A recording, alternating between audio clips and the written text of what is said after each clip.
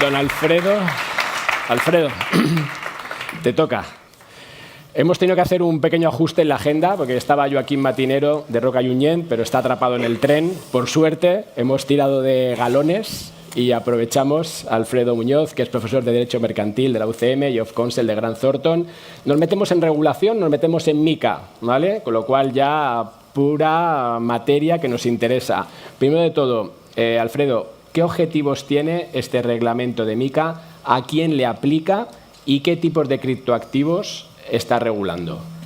Tienes 10 minutos. Me habían dicho media hora. El tiempo empieza ya. Bueno, que has hecho muchas preguntas. Bueno, muchas gracias por invitarme, aunque venía para el Pilot Origin, pues ya he anticipado y vengo a MiCA. Aquí te quedas para la siguiente. Y luego me quedo para el Pilot Origin y para lo que haga falta. O sea que, eso. A ver, MiCA lo que pretende, bueno, tiene varias pretensiones. Pretende regular el producto, todos los criptoactivos, salvo aquellos que queden excluidos. Ahora daré un repaso a qué queda excluido fuera de MiCA, pero también pretende regular los mercados. Es muy importante la supervisión de los mercados, el control, la información privilegiada, la manipulación del mercado, que queden sometidos a un control y una supervisión. Para eso vamos a tener a la EBA, a la ESMA, vamos a tener a la CNMV, vamos a tener al Banco de España. Ya en España, por ejemplo, ya se han pronunciado sobre el reparto de competencias y la CNMV va a centralizar casi todas las competencias, salvo en instrumentos de pago, stablecoin y money tokens, que pasan al control del Banco de España. Y con la supervisión del mercado se trata también de evitar problemas como los de FTX, ¿no? Que no haya una manipulación de ese mercado, de la información, que no se genere. Incluso en los últimos días ha habido un uso indebido de la información privilegiada sobre el estado de FTX y se ha aprovechado para jugar a corto o para manipular el mercado y generar falsas expectativas. Y es muy importante, tremendamente importante, la regulación de los prestadores de servicios. A partir de la entrada en vigor de MiCA, que vamos a esperar hasta febrero para que se apruebe, se vote y se publique con todas las traducciones. Parece que hay problemas para traducir los textos en la Unión Europea, curioso, no deben tener traductores o ha caído la oferta y tienen que estar buscando. Hemos retrasado 3 meses la aprobación de MiCA, luego hay otros 18 meses de entrada en vigor de MiCA. Pues una vez que entre en vigor, todo el prestador de servicios, prácticamente casi todas las categorías, no se me ocurre algo que pudiera quedar fuera en el ámbito de los criptoactivos que no sean instrumentos financieros. Como prestador de servicios vas a tener que tener una autorización previa, vas a tener que cumplir unos requisitos de supervisión, de gobernanza, de atención al cliente, de requisitos de capital, de prudenciales. Entonces, todos esos requisitos tienes que cumplir para que te otorguen la autorización. Esa autorización, lo bueno que tiene es que es una licencia, te saca ya de las listas grises tradicionales de la CNMV, por lo tanto ya hay muchos prestadores de servicios, exchange y custodios que están en esta lista gris, que saldrán de la lista gris porque entrarán ya en el ámbito de lo regulado y así que se va a regular y se va a supervisar la actividad, y eso te otorga un pasaporte europeo que te permite prestar servicios en toda la zona comunitaria de la Unión Europea. O sea, quien se registre en Banco de España podrá operar en toda... El registro... Tú tienes que pedir autorización. La autorización va a ser básicamente, salvo para las emisiones de stablecoin y money tokens, las va a otorgar la CNMV inicialmente. Una vez que tengas esa licencia, vas a poder prestar servicios en toda la Unión Europea. Hay que comunicar al supervisor del país de destino que vas a prestar servicios allí, pero no necesitas una licencia en Francia ni en Italia. Y luego hay un registro que va a llevar la ESMA de todos los prestadores de servicios a nivel europeo. ¿Quién tiene licencia y quién no la tiene? Porque con quien no tenga esa licencia de prestador de servicios, y esto es importante porque las DAOs van a quedar muy tocadas y hay que ver qué salida se les puede dar a las DAO. El reglamento MiCA ha habilitado una posibilidad, pero ahora depende de los Estados miembros cómo se lleve a cabo el desarrollo de esa posibilidad. Y entonces esos prestadores de servicios podrán prestar servicios y los que no tengan licencia no los podrán prestar. Y además los prestadores de servicios con licencia no podrán vincularse con prestadores de servicios que no tengan licencia. Y aquí vamos a tener problemas con las stablecoin que son, por ejemplo, de DeFi, claro, o los prestadores de servicios que están en el mercado de DeFi y que no tienen personalidad jurídica ni están localizados. Porque para la prestación de servicios en Europa necesitas la licencia y necesitas un domicilio permanente, un establecimiento permanente en algún país miembro donde tú vas a pedir la obtención de esa licencia. Y luego sobre... Descansa si quieres, porque a ver si nos dejas asimilar es que no me un poco, tiempo, que no puedo seguirte. Venga, centrémonos ahora. Dime, consideraciones de utility tokens, ¿cómo van a ir? Primero te digo, para que quede claro, ¿qué no entra dentro de MiCA? Dejo claro, un criptoactivo es una representación de valor o de derecho en un registro DLT. Por lo tanto, la definición que da el reglamento MiCA sobre el criptoactivo abarca prácticamente todo. O sea, prácticamente no se puede quedar. ¿Qué se queda fuera de MiCA? Lo que diga MiCA que se queda fuera. Por lo tanto, tienes que ir a MiCA y buscar para si algún criptoactivo se te queda fuera. ¿Qué se te queda fuera? Por ejemplo, los depósitos bancarios. Esto queda fuera y esto es importante porque si luego hablamos de dinero tokenizado. ¿Vale? Entonces, queda fuera los depósitos bancarios. Quedan fuera las CBDC. Cuando se creen el euro digital en su momento. Quedan fuera los instrumentos financieros, obviamente, y eso vendrá en el Pilot Regime o en MiFID. Ahí hay una regulación expresa, mucho más severa, más rigurosa en el control de la emisión y de la negociación. Todo lo demás queda dentro. Luego entramos en el tema, por ejemplo, de los NFTs. Y los NFTs quedan fuera si son representaciones de un único elemento, ¿no? Que no sea fraccionable, que represente, por ejemplo, un coleccionable, una obra de arte digital. En cuanto tú empieces a fraccionar ese activo que lo tienes off-chain o que lo tienes digitalizado, lo empiezas a fraccionar, ya entras en el ámbito de MiCA o saltas directamente a los instrumentos financieros. Por lo tanto, vamos a tener que estar examinando caso a caso para poder ver las posibilidades de que quede fuera. Los utilities. Luego, dentro de MiCA hay una regulación para todos los criptoactivos y una regulación específica para las stablecoin y los e-money tokens. Para todos los criptoactivos que no sean estos instrumentos monetarios, e-money tokens y tokens referenciados activos, lo que llamaríamos una stablecoin, que no es dinero electrónico. En este caso, lo que hay que hacer es la emisión de un white paper y ese white paper hay que comunicarlo a la autoridad de control. Pero no necesitas una licencia para ponerlo en funcionamiento. ¿Y con qué límites? ¿En qué sentido? Emisión, tamaño.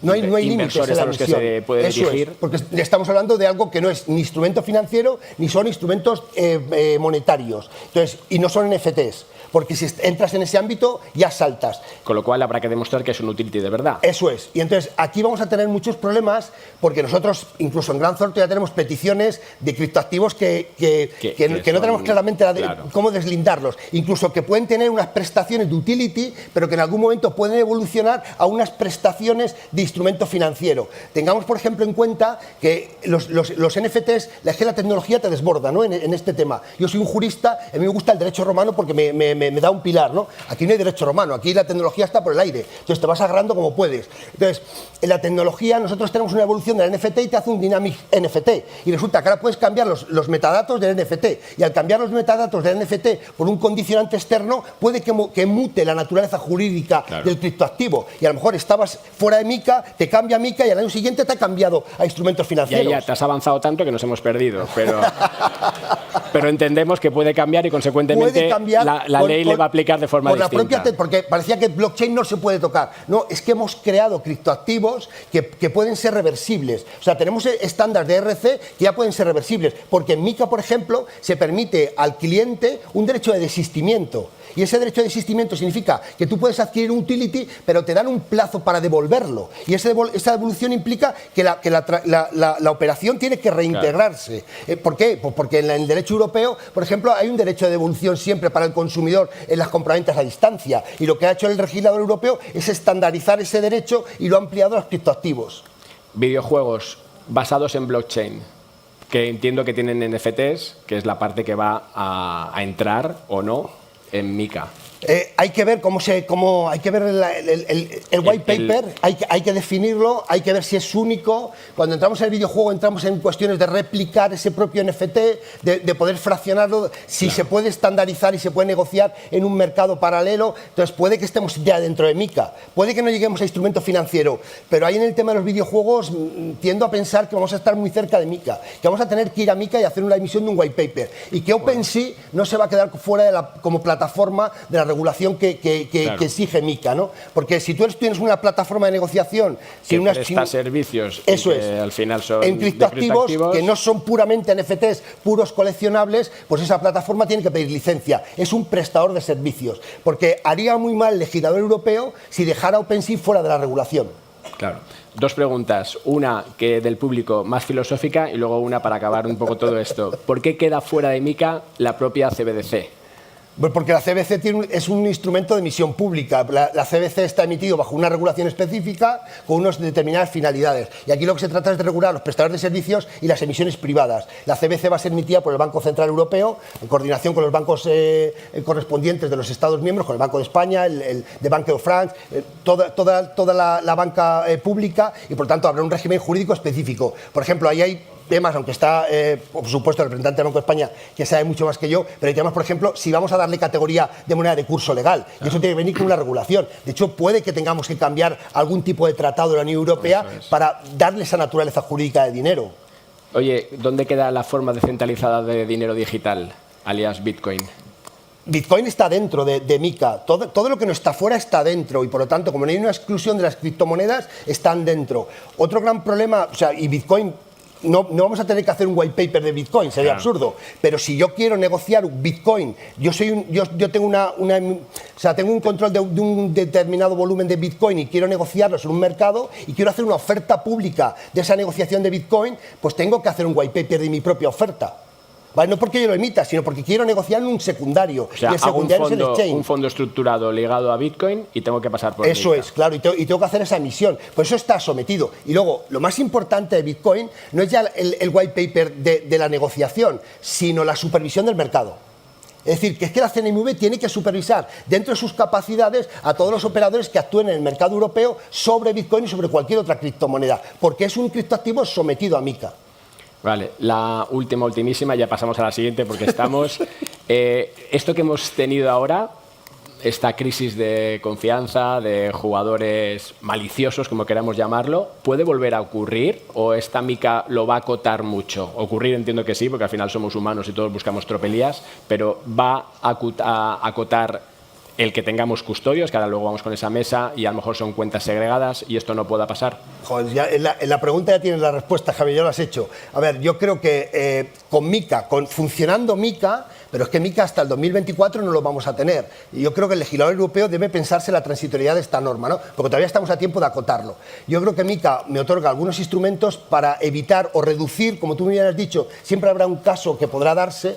Yo no sé si con el volumen, la densidad y la intensidad que FTX, ¿no? Se presenta el liquidador y en su primera comparecencia dice esto es peor que Lehman Brothers, ¿no? En 24 horas ya tu juicio de valor ha sido este. ¿Quién no habrá por detrás? Entonces yo creo que hay instrumentos para paliar, para reducir considerablemente los riesgos de que esto vuelva a ocurrir. La supervisión, el control de la información privilegiada, los controles de los mercados y, muy importante, y tú lo has dicho, ¿cómo vamos a hacer la custodia de los activos? La custodia en exchange o en un custodio tiene que hacerse separada. ¿Por qué? Porque el gran problema ahora, por ejemplo, el FTX ha cogido al Chapter 11 del Código de Insolvencias de Estados Unidos. El gran problema es que los criptoactivos son de FTX. Y esos criptoactivos, cuando se localizan, porque sabemos que han salido a Wallet Fiat, esos criptoactivos, cuando se localicen, sirven para pagar a toda la masa de acreedores. Por tanto, tú podías tener un saldo positivo en esa masa, pero no tienes una propiedad sobre esos criptoactivos. Y por eso MiCA, ya en la última reforma que ha introduce un régimen muy severo sobre la custodia y obliga a todos los prestadores de servicios a separar. Si usted presta sus criptoactivos, los presta o los deja en staking, tiene que saber que puede perderlos y que, por lo tanto, para ese staking hace falta una transmisión de la propiedad. Y esa transmisión de la propiedad derivaba, por ejemplo, de considerar que esto era un depósito de activos fungibles, lo que llamamos aquí en el Código de Comercio un depósito irregular. ¿Qué es lo que ocurre con un banco? Cuando tú pones el dinero encima del mostrador de un banco, pierdes la propiedad del dinero.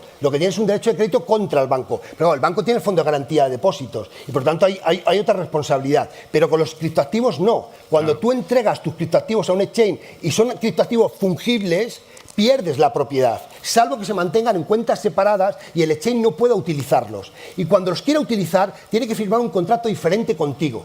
Por ejemplo, porque tú se los prestas, para que él los preste a su vez, para que él los utilice, en su caso, en staking. Luego, con la siguiente mesa, si quieres, meto un poco el Proof of Liabilities y el Proof of Reserve, que en el fondo es donde acaba todo esto. Si quieres, vamos a la siguiente mesa y aprovechamos que está ya aquí Rocío Álvarez, ¿qué tal? Si quieres, ponte tú más para acá. ¿Sí? Rocío, ponte tú ahí. Rocío Álvarez, que es de Token City. Rocío, además, oye, muchas gracias por venir, porque está la pobre aquí lesionada. Pero bueno, también hemos hecho cambio de ponentes. Rocío, Vamos con tokenización de instrumentos financieros, el régimen piloto para infraestructura DLT. Le decía antes a Alfredo, aquí fuera, digo, oye, ¿cómo el sector financiero, cómo todos, no nos damos cuenta de que vamos hacia la tokenización de todo, y este piloto lo garantiza, pero sobre todo en el sistema financiero, ¿no? Porque se va a poder tokenizar acciones, bonos, fondos de inversión, que luego vamos a hablar, participaciones. ¿Cómo lo ves? ¿Me estoy yo emocionando por mi lado ex-financiero? No. Es cierto que en función de la regulación que haya en cada país, hay países que van más avanzados que otros, ¿vale? Nosotros, por ejemplo, nos pasó a nivel práctico, justo antes de verano estuvimos en San Francisco, en Silicon Valley, en un evento de nuestro sector, Digital Asset Week, donde estaba todo nuestro sector a nivel mundial.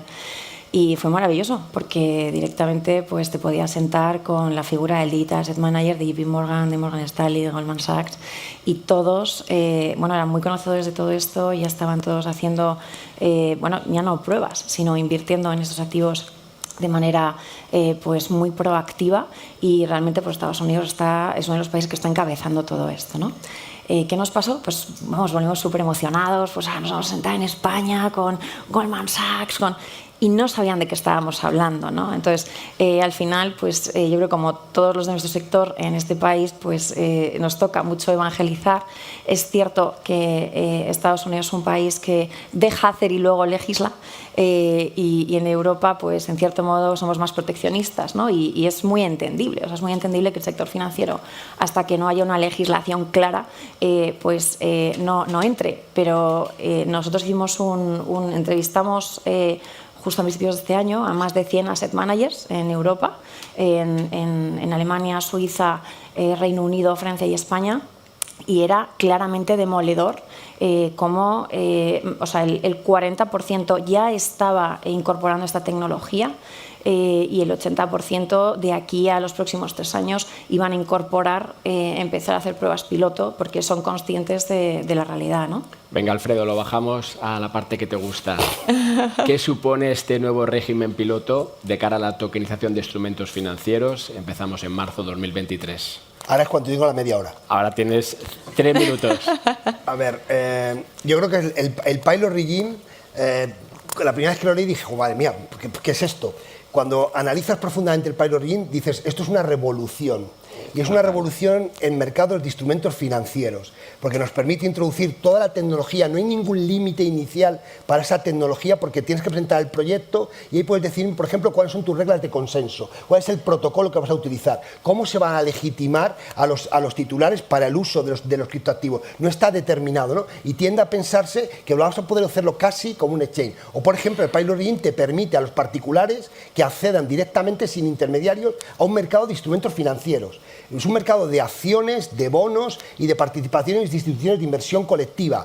¿Por qué estos tres? Porque se consideran que son más sencillos, son los menos complejos y los más comprensibles, ¿no? Todo el mundo más o menos sabe lo que es una acción, le cuesta entender más lo que es un swap, y por tanto eso lo dejamos de momento. De momento, luego iremos viendo a ver qué hacemos con esta tecnología. Y esta tecnología, por ejemplo, nos permite crear lo que teníamos tradicionalmente, mercados multilaterales de negociación, y luego los sistemas de liquidación. Entonces nosotros tenemos separado claramente la parte precontractual, en el que se ejecuta la prestación de las partes y llegan a un acuerdo y fijan un precio y se ejecuta, y luego todo lo postcontractual. Y lo postcontractual es la compensación, la liquidación y el registro.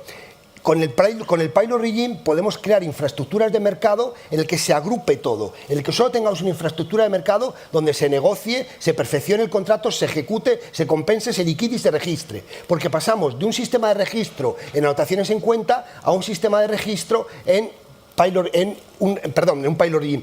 un sistema de registro distribuido. Y por tanto podemos aplicar toda la tecnología blockchain, los registros distribuidos en general, porque no hay inicialmente ninguna restricción. Ahora es un pilot regime, estamos viendo cuáles son las eficiencias, y esas eficiencias tienen que destacarse. Y hay una carencia, y lo dejo claro, porque ya sé que alguno me dice, ¡joder, qué pesado eres con esto! No tenemos un dinero tokenizado. Tenemos dinero tokenizado, pero no tenemos claramente una apuesta de dinero tokenizado en euros, porque para hacer la compensación, liquidación y registro la entrega del instrumento financiero hay que hacerlo contra el pago. Vamos a dejar lo que es ahora más 2 o más 3 días en que todo eso se liquide, lo vamos a dejar en más 2 o 3 segundos. Y para hacerlo necesitamos tokenizar dinero en euros. Y ya hay proyectos, y el proyecto más grave es un proyecto norteamericano. Es el proyecto más serio, que es Circle. Y es el proyecto más serio en euros, o sea, la tokenización del euro. Y eso a mí me preocupa. Y las entidades financieras les digo, oye, aquí hay que empezar a correr. Hay que darse prisa porque el 23 de marzo se presentan las primeras solicitudes de licencia para las infraestructuras de mercado. Claro, justo eso os quería preguntar, ¿cuáles son los retos y las oportunidades, Rocío? Si quieres del lado de oportunidades y los retos se los dejo. Oportunidades, pues por ejemplo, para nuestra compañía es una oportunidad, ¿no? O sea, nosotros a día de hoy estamos tokenizando activos que no corresponden a instrumentos financieros, porque efectivamente no está desarrollada la legislación y el Pilot Regime nos lo permite, ¿vale?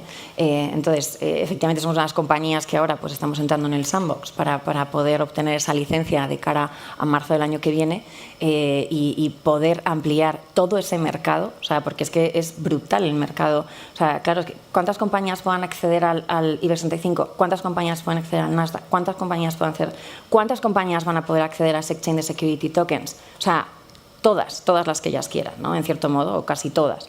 Entonces, ahí a nivel de oportunidad es brutal, pero es cierto, como decía Alfredo, pues hay que hacer modificaciones para que se pueda llegar a realizar. Nosotros, o sea, al final el pilot en Europa, pues como es tan conservadora, ¿no? Es como una especie de prueba piloto, como muy bien dice, pilot, prueba piloto, y por el camino pues se van a tener que ir implementando normas, como por ejemplo el hecho de, vale, se va a poder tokenizar y listar una acción, pero es que la ley de sociedades de capital pues tendrá que ser modificada en cierto aspecto, así como otro tipo de cosas que por el camino pues urgiría para que se pudiera implementar de una manera eficiente. ¿Qué límites se establecen, por ejemplo, en tamaño de las empresas que se quieran tokenizar, de la deuda que se quiera emitir o de las participaciones de los fondos que activos bajo gestión máximos? A ver, si no recuerdo mal, tú puedes emitir 3 instrumentos financieros: acciones, instituciones y participaciones, acciones de sociedades anónimas, participaciones de instituciones de inversión colectiva. Aquí la emisión está en 500 millones de capitalización máximo de esa sociedad o de patrimonio del fondo de la institución de inversión colectiva. Y luego, en deuda, puedes emitir, creo recordar que la cuantía es de 1.000 millones. ¿Vale? Entonces aquí puedes emitir bonos, deuda corporativa, etcétera, con ese límite dentro de cada una de las sociedades. Esto se va a revisar teóricamente dentro de 3 años y puede que se libere completamente, y la Unión Europea tiene claro que si las eficiencias de la tecnología resultan y se pueden acreditar, va a sustituir todo el sistema tradicional de anotaciones en cuenta por un sistema de registro distribuido. O sea, esto es importante. Estamos diciendo que la Bolsa de Madrid, como tal, como sistema de intermediación, compensación y toda la función que ejerce, se puede sustituir por un mercado tokenizado. Correcto. Ese es el titular, no sé dónde está el periodista, pero se puede cuando la Unión Europea lo decida, pero que están los pasos, están abiertas las puertas. Hasta ahora era como, oye, queremos aquí tokenizar y hacíamos pues proyectos de una u otra forma. Ahora no, ahora nos metemos a saco. Porque esto ahorra costes, ahorra tiempos, ahorra experiencia al final del inversor y otras ventajas. Yo tengo unas slides que siempre llevo a las conferencias. Hay una slide que tiene ventajas de la tokenización. Y ya se me ha acabado. He tenido que sacar una parte B de la slide, porque va añadiéndose ventajas, ¿no? Hay dos elementos muy importantes de la tokenización de instrumentos financieros que a mí me gusta destacar. Uno, la programación. La programación me permite ejercitar todos los derechos del socio automatizadamente. Programar el token, programar la acción nos da una ventaja enorme porque elimina muchos problemas. Y pongo un ejemplo. En las sociedades cotizadas en España existen lo que se llaman las acciones de lealtad. Tú tienes un porcentaje de votos proporcional a la participación en el capital, pero cuando tú llevas con esas acciones más de 2 años en una sociedad, si lo ponen en sus estatutos, se te dobla el número de votos. Entonces, claro, las acciones de lealtad, pues tienen el problema que tienes que estar controlando, viendo quién era el titular, cuándo las ha transmitido, etcétera. Con una programación puedes hacerlo automáticamente. Y luego, el segundo es atributos. Podemos otorgarle atributos a esos tokens. Y esos atributos pueden ir fijados por la identidad. Y esto es muy importante porque me resuelve muchos problemas y me genera muchas eficiencias. Claro. Un segundo final, Rocío, para dar un poco las pistas de qué debemos hacer, cómo prepararnos, cómo debe el sector financiero prepararse ante esta disrupción que ya está aquí? Pues lo primero de todo, formarse e ir entendiendo el impacto que va a tener, ¿no? Ver cómo lo están haciendo otros, quizá también otros países, ¿no? O sea, como otros países que ya tienen esa legislación, pues cuáles están haciendo ejemplos de éxito y cuáles no, ¿no? ¿Para qué vamos a inventar las ruedas si hay otros que lo están haciendo con éxito? Y luego, pues lógicamente, buscar partners serios y para que no ocurra igual lo que está pasando en nuestro sector, pues hacer las cosas bien, o sea, ser responsables. Al final, pues estamos en el sector inversor, hay que dar confianza y al final es que nos acaba afectando a todos, ¿no? O sea, es decir, pues lo que ha pasado con FTX a nosotros nos afecta absolutamente para nada y nos meten a todos en el mismo saco. Claro. Entonces, bueno, pues hacer las cosas bien, ¿no? Y Alfredo, nada, 20 segundos de los de verdad. ¿Eso quiere decir que tendremos un único mercado europeo tokenizado? Porque no va a tener sentido que luego tengamos todos nuestro Euronext, nuestra Bolsa de Madrid, nuestra... Si conseguimos que esto demuestre sus eficiencias, y aquí es muy importante, perdóname que me coma esos 20 segundos, la custodia es el pilar básico para que todo el sistema funcione y tener un dinero tokenizado que nos permita hacer entrega contra pago. Si tenemos esas dos cuestiones y se controla y supervisa, que estamos en mercados regulados, por tanto las infraestructuras de mercado tienen que tener el cuerpo suficiente y la entidad para regular su propio funcionamiento. Yo creo que posiblemente en 6 años tengamos prácticamente todo tokenizado. Eso es lo que la Unión Europea nos dice: he hecho esto para sustituirlo porque me demuestra eficiencia. Tendría que haber una catástrofe. Ya no hablo de especulación, sino que la tecnología se cayera. Y hasta ahora eso no ha ocurrido. Rocío. Yo voy a dar una pincelada muy rápido, ¿eh? O sea, la Unión Europea es la primera interesada en implementar toda esa tecnología. O sea, nosotros directamente hablamos a nivel de lobby, a nivel europeo, y muchas veces incluso nos lo decían. O sea, por favor, estamos identificando qué compañías en el europeo están haciendo para desarrollar esta tecnología, contarnos a nivel local cómo se está legislando, porque no queremos que os pongan palos a las ruedas. Son los primeros interesados en que todo esto salga, creo que para convertir para hacer muy competitivo, ¿no?, el sector europeo a nivel financiero. Rocío, te agradecemos tu esfuerzo para venir hoy. Muchas gracias. Alfredo, ahora sí que ya puedes ir a tomarte una botita de agua, que te la has ganado. Muchas gracias. Muchas gracias, Javier. Gracias, Javier.